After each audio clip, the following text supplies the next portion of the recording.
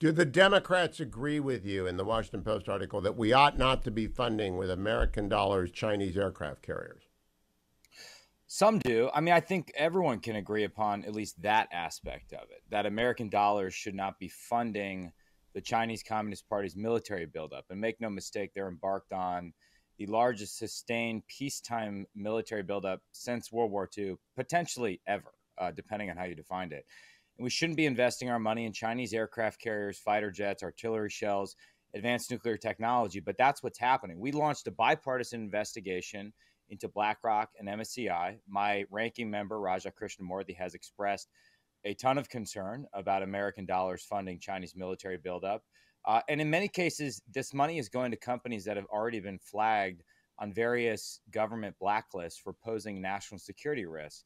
So what's crazy, Hugh, is that it's not illegal, but it's suicidal. We're subsidizing our own destruction. We're allowing pension funds, university endowments to invest in Chinese companies that are building things designed to kill Americans in a future conflict. So no matter where you draw the line for decoupling, let's say you just want transparency measures, as some Republicans do, you want sort of a broader set of restrictions on American money going to China, as I do. I think what's inarguable is that money shouldn't be funding military companies and technology companies like AI companies in China that are perfecting their genocidal surveillance state. Now, the Financial Times also ran a story this morning that Goldman Sachs has been taking Chinese money, laundering it in effect. It's not criminal, but they're hiding the origin of the money and they're buying U.S. companies. It's the opposite of what BlackRock is doing, which is sending American money to Chinese companies. They're taking Chinese money and putting it into American companies. Do you want to stop that flow as well? Well, particularly if these are national security related companies, I saw that some of the investments were in the cyber space and in the supply chain space. I mean, it all depends on what type of control comes with the investment, but potentially that could give them access to information or effective control over companies that would be bad for American national security. So I think it's definitely worth looking into. But the bottom line is, Congress, we need to step up and legislate a fix to some of this stuff, whether it's on outbound capital flows, which the Biden administration just released an executive order that's filled with loopholes. I mean, it's a step in the right direction, but it doesn't go far enough.